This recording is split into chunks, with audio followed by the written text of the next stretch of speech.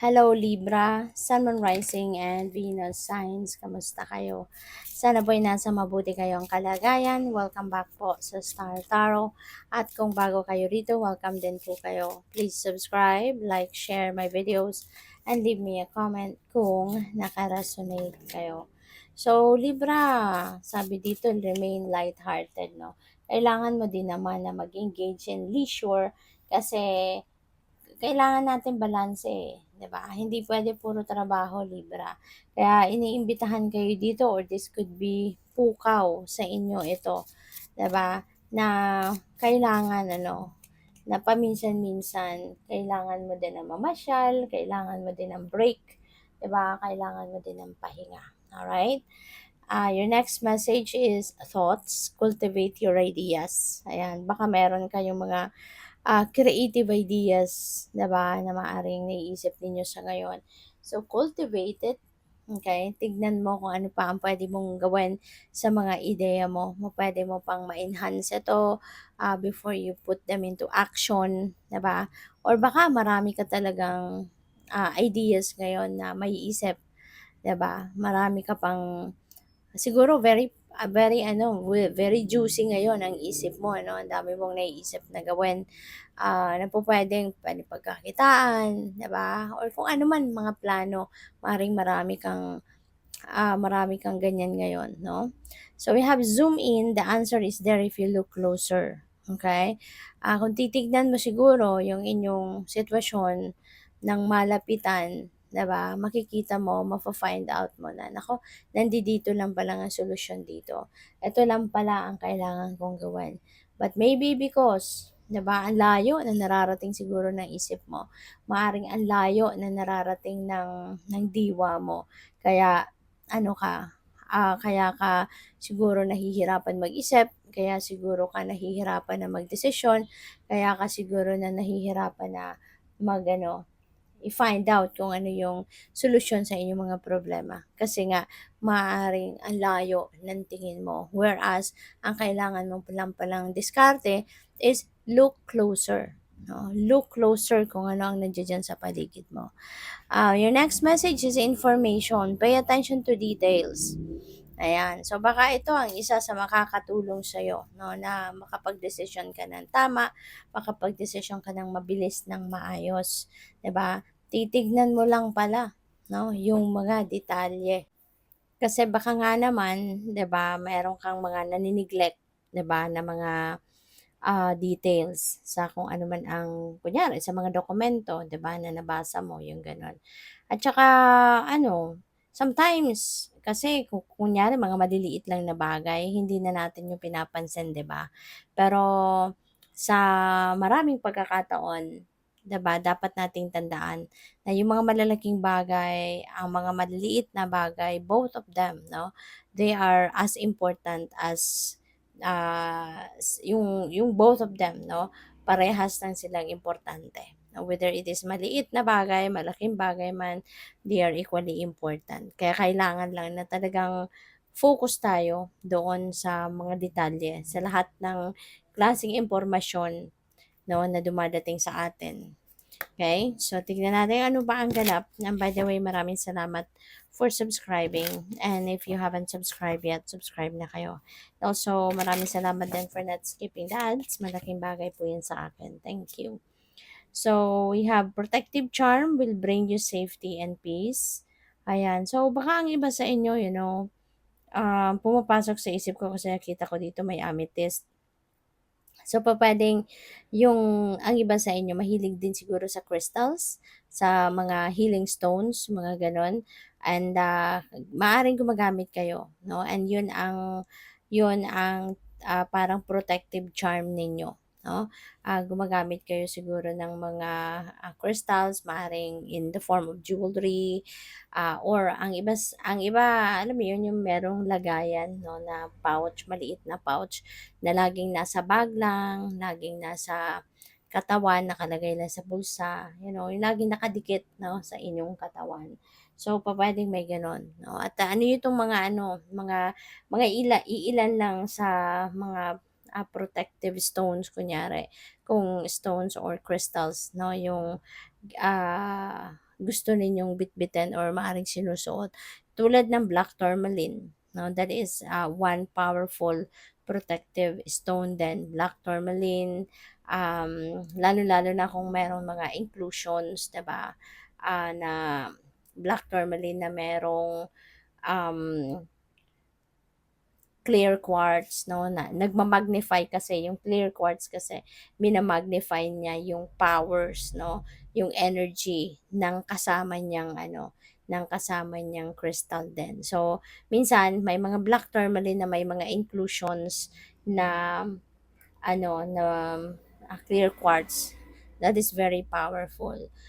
Hematite also is a protective stone. Yung black onyx, yung mga ganyan, no? Examples lang yan. No? That's just few examples na very powerful protective stone. So, we have a hidden talent will bring you great success.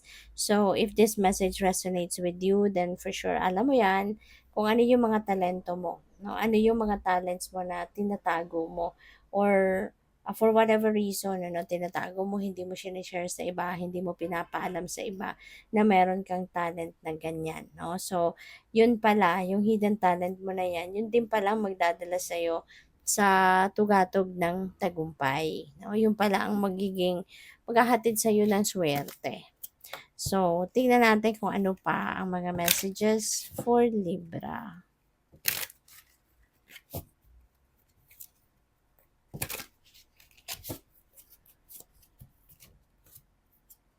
We have independence, manage money yourself. Independence guarantees security. Don't depend on others as much as possible. Lalo-lalo na sa pagmamanage ng inyong kaperahan. 'Di ba? Kahit nga sa bangko, 'di ba? Kahit binabangko mo yung pera mo, kailangan aware ka din, 'di ba? Sa talagang yung records ng banking transactions mo, dapat aware ka, dapat alam mo, dapat chine-check mo every after transaction, 'di ba? At paminsan-minsan titignan mo 'yon, bibisitahin mo yung mga accounts mo. At yeah, yung kung kunyari nagnenegosyo ka, 'di ba? Siguro may accountant ka, meron kang bookkeeper. So, although sinesweldohan mo sila para gawin ang trabaho, kailangan din na aware ka sa kung anong ginagawa nila, 'di ba? Papaano ginagawa ang trabaho nila, 'di ba? Para alam mo din, no? You still have the background and you can still manage by yourself, no? Just in case, 'di ba? Na kailangang ikaw na yung mag-manage. So, as much as possible, kahit may mga binabayaran ka, pinapasweldo ka ang mga tao para tawag dito, mag-asikaso ng mga finances mo, dapat aware ka pa rin, no, sa kung ano yung ginagawa nila. Okay? So, what else? We have authority. Take on the role of a leader and everyone will respect you. So, be self-confident. Ayan. Kasi maging confident ka din talaga sa sarili mo. Kasi una-una, 'di ba? Kaya ka mapupunta sa isang leadership role because yung mga tao sa paligid mo, lalo na yung siguro yung employer mo o kaya yung employer mo, yung mga higher ups ninyo, mga manager mo, mga ganyan, pinipili ka. No? Pinipili ka na ilagay sa posisyon na yan because they believe in you. They trust in you, they believe in you, at nakikitaan kanila ng potential, no? Na magiging isa kang great leader. Kaya dapat maging confident ka sa sarili mo. 'Di ba? Unang-una dapat ikaw yung nagtitiwala sa kakayanan mo. 'Di ba? Kasi kung sila nga, yung mga tao sa paligid mo, nagtitiwala sa'yo, so dapat ikaw mismo magtiwala ka sa kakayanan mo. Huwag kang don't play small, 'di ba? Kasi mas magandang maging magandang maging confident ka. Kasi otherwise, kung hindi ka confident sa sarili mo, sa kakayanan mo, how can you perform the job, 'di ba, of a leader, no, na pinagkatiwalaan ka, 'di ba, ng mga higher ups mo. And probably, ang iba din sa inyo talaga sa ngayon, baka you are already a leader, 'di ba? Baka leader na kayo, baka manager na kayo, supervisor na kayo. Or for others of you, yun nga, Maybe you are taking a role of being a leader. So, good luck sa'yo. Tignan natin kung ano pa ang mga mensahe para sa'yo in the next 6 months. Anong paparating sa'yo in the next 6 months? Surrender the drama. Ayan, sabi rito, no matter how emotionally charged the situation, remain calm and don't contribute to the drama. Staying centered will help resolve the issue more quickly. Di ba? So, mas magandang kumalma ka lang. Alright? Maaari din kasi na hindi ka naman talaga dito directly involved no, sa dramang ito. It's just that maaring may mga tao sa paligid mo na gusto kang isabit, gusto kang idamay, 'di ba? So in that case, kung hindi ka naman talaga directly involved in this situation, kumalma ka, iwasan mo na lang as much as possible. Kung if you can still turn back, no, turn your back away from this, then gawin mo, 'di ba? Kasi hindi necessary. Hindi necessary, wag ka nang sumali or wag mo nang pansinin ito kung hindi ka naman diyan talaga involved, 'di ba? May mga tao lang kasi na alam mo 'yon, gustong mandamay, kaya siguro puwedeng i-mention ka, puwedeng isali ka, puwedeng kaladkarin ka diyan. So, as much as possible, 'di ba, iwasan mo na lang na maging parte ng kadramahan ito ng ibang tao, okay? So, tignan natin kung ano pa ang ganap for Libra. Ano pa ang mga aring dumating sa'yo in the next 6 months. We have the world. Wow. So, maganda to. Kasi see the world, this is about success. You know? This is about success. This is achievement. Time for accomplishments. Time for celebrations. Kasi nga, 'di ba? Tagumpay mo yan eh. Pinaghirapan mo yan. Pinagtiyagaan mo yan. Alam mo yun, you have put your heart and soul into it. Nag-effort ka. Kaya, deserve mo din na i-celebrate mo yan, tagumpay mo. 'Di ba? Kaya, yun, Libra, ano ka, i-celebrate mo yan. Alright? I-celebrate mo. At saka, yung pagsa-celebrate din, ng mga achievements mo, that is also one way of acknowledging that blessing. Parang pinapakita mo din sa universe na natutuwa ka, you're really happy about that blessing, no, na binigay niya sa iyo. At maari din na may travel dito. Baka ang iba sa inyo is going to travel somewhere. Maaring yung travel na to, pwedeng treat mo yan sa sarili mo for the job well done na ginawa mo, or pwedeng you're heading towards a new chapter na in your life. Kasi, see the world, ending and beginning. So, magsisimula ka ng bagong ganap sa buhay, magsisimula ka ng bagong chapter sa buhay mo. And, kasi nga, galing ka sa ending, di ba? Kapag may ending, may beginning. So, galing ka sa ending, meron ka ng mga na-accomplish, may na-achieve ka, kaya for sure, meron mga bagong opportunity na magbubukas para sa'yo. So, we have Three of Pentacles and this time, maaari na isa sa mga pagkakaabalahan mo, isa sa mga bagay na sisimulan mo sa ngayon, meron kang mga makakasama. Maaaring meron dito mga nag-o-offer na sa'yo na makipag-collaborate sa'yo, no? Na makipagtulungan sa'yo.